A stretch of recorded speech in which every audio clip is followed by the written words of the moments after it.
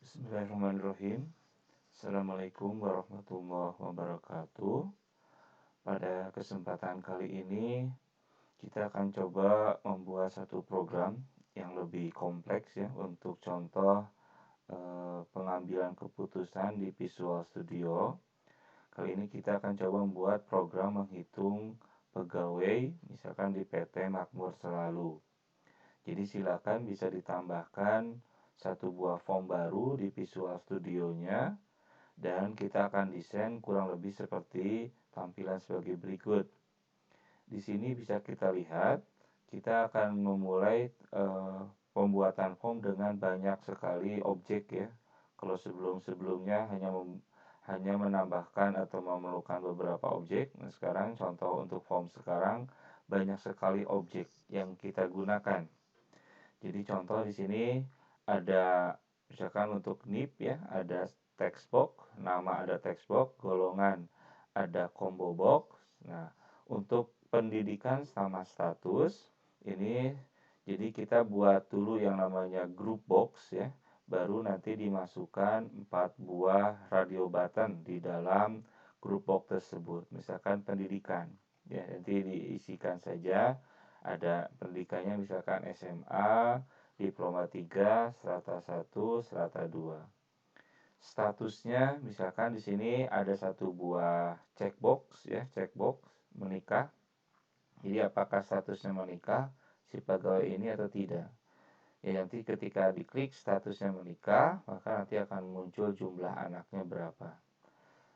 Jadi inputan-inputan di atas ini nanti akan mempengaruhi penghasilan ya, mulai dari gaji pokok sama tunjangan karir, ini dipengaruhi oleh golongan nantinya. Kemudian tunjangan pendidikan, ini dipengaruhi oleh grup di sini yang pendidikan tentunya. Tunjangan istri ditentukan oleh statusnya, apakah si pegawai tersebut sudah menikah atau belum. Jadi jika di checklist, checkboxnya, maka dia tunjangan istrinya harusnya muncul. Kemudian tunjangan anak tentu saja ini tergantung dari jumlah anaknya ada berapa. Nanti ada ketentuan selanjutnya. Dan terakhir ada total gaji ya. Oke, jadi tampilannya kurang lebih seperti itu. Jadi silakan didesain dulu seperti ini. Sama maaf, 2 buah tombol ya. Ada tombol ulangi sama tombol keluar. Di contoh ini kita sudah menggunakan banyak sekali objek.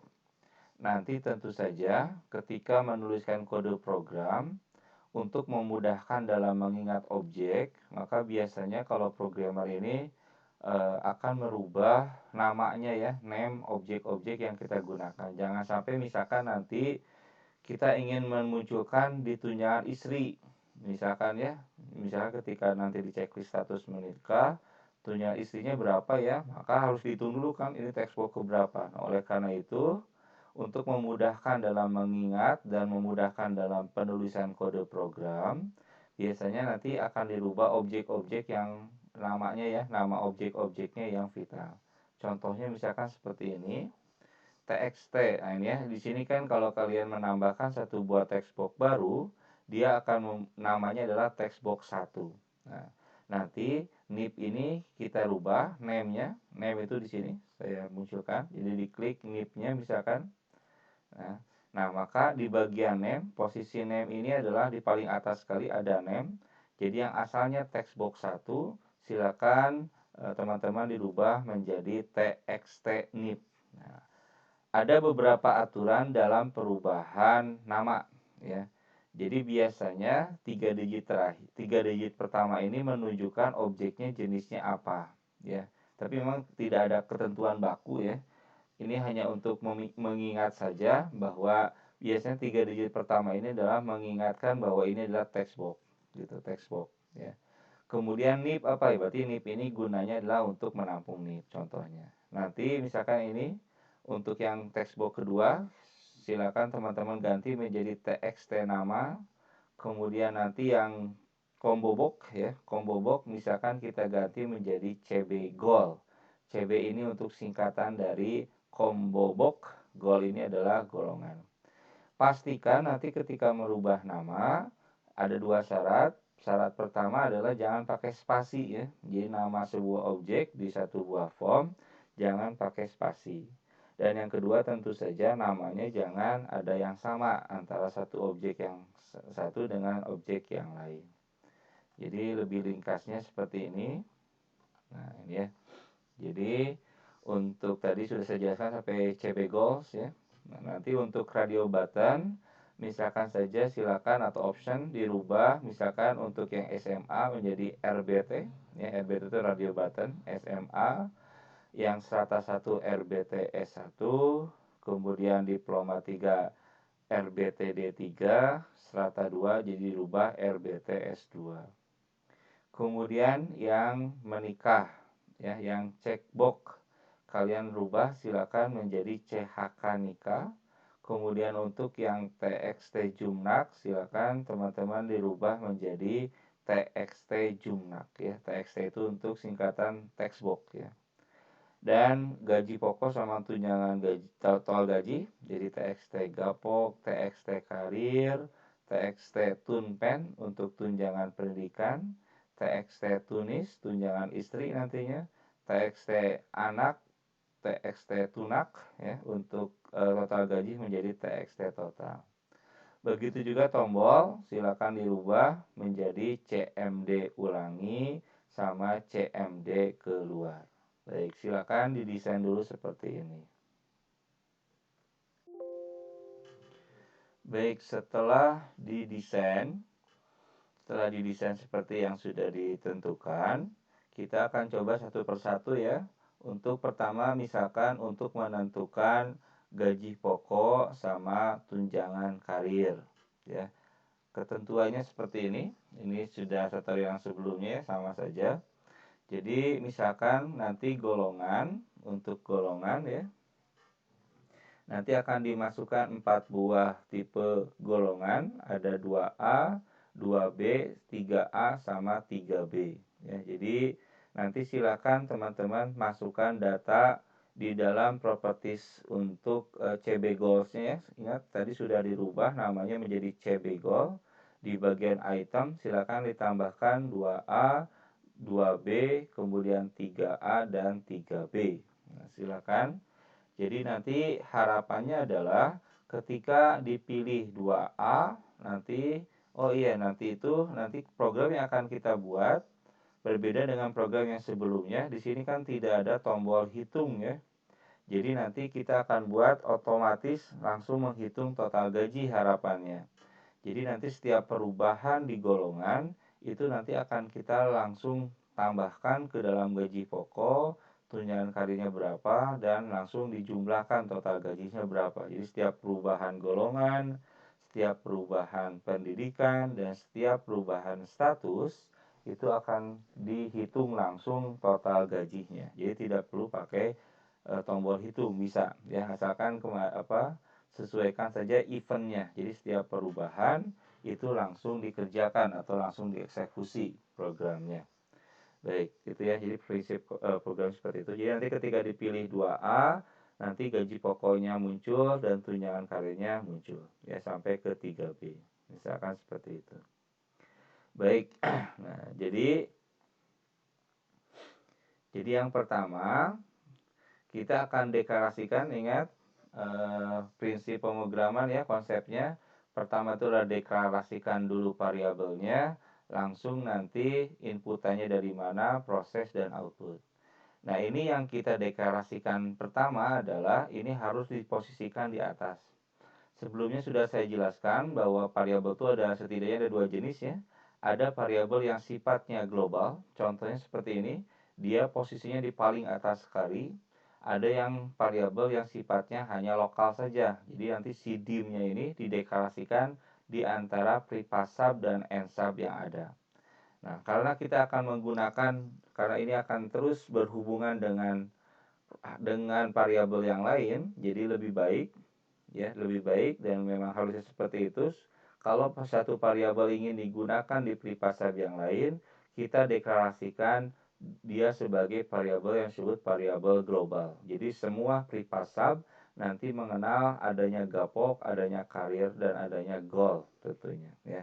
Baik, jadi prakteknya seperti ini. Tinggal di double klik di misalkan di CB Goal ya, double CB Goal sampai nanti muncul kodenya. Nah, jadi dideklarasikannya di paling atas di sini. Ya, di paling atas. Kita lihat di form 5 muncul nanti declaration. Jadi diketikkan saja dim misalkan ya. Tadi misalkan saja apa saja, maaf. Gapok sama karir, misalkan kita pilih dulu untuk menentukan gaji pokok ya. Gapok, karir, as atau long atau integer silakan. Ya, supaya lebih aman pakai long atau pakai integer pun tidak apa-apa. Dim, kemudian satu buah lagi kan ingin apa supaya nanti si golongannya tertampung ya. Kita dim berarti goal ya. Misalkan variabelnya goal as string. Ya. Oke, jadi saya ulangi lagi ini supaya kelihatan ke bawah kan. Jadi yang pertama adalah kita deklarasikan dulu dim gapok karir. Jadi ini untuk menampung nanti tunjangan karirnya berapa. Ini salah ya, harusnya tunjangan apa? Tunjangan kita lihat dulu, mohon maaf. Harusnya tadi itu apa? Gaji pokok sama tunjangan karir ya. Ini gaji pokok. Ini gaji pokok.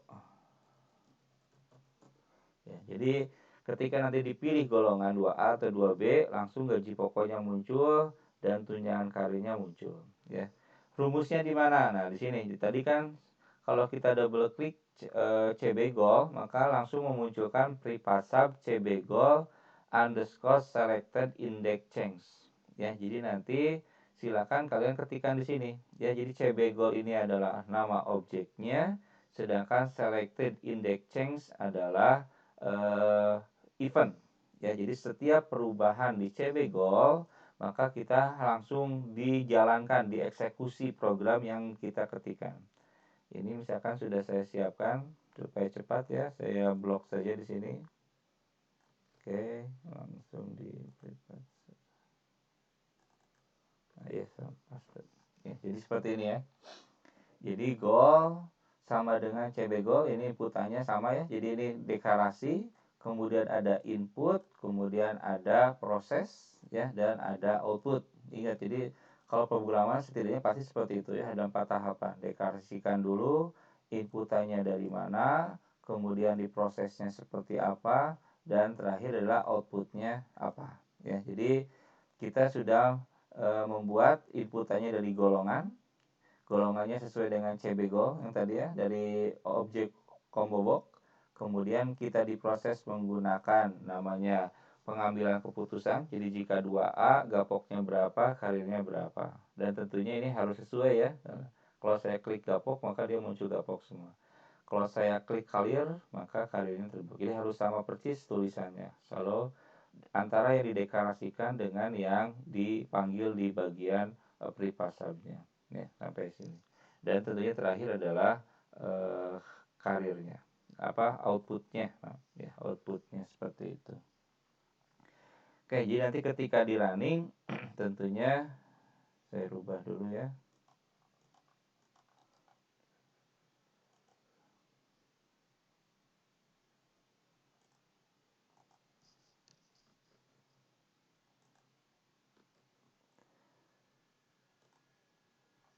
Ini sudah ada belum ya?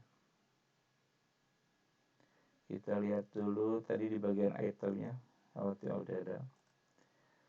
Jadi nanti ketika kita coba running, yes saja kalau muncul. Oh, ada yang masih error katanya nanti di bagian form 2-nya. Kalau ingin memunculkan form error, tinggal view, kemudian pilih error list ya. Nah, kita lihat di sini. Oh, ada yang ensub ini yang program sebelumnya sepertinya.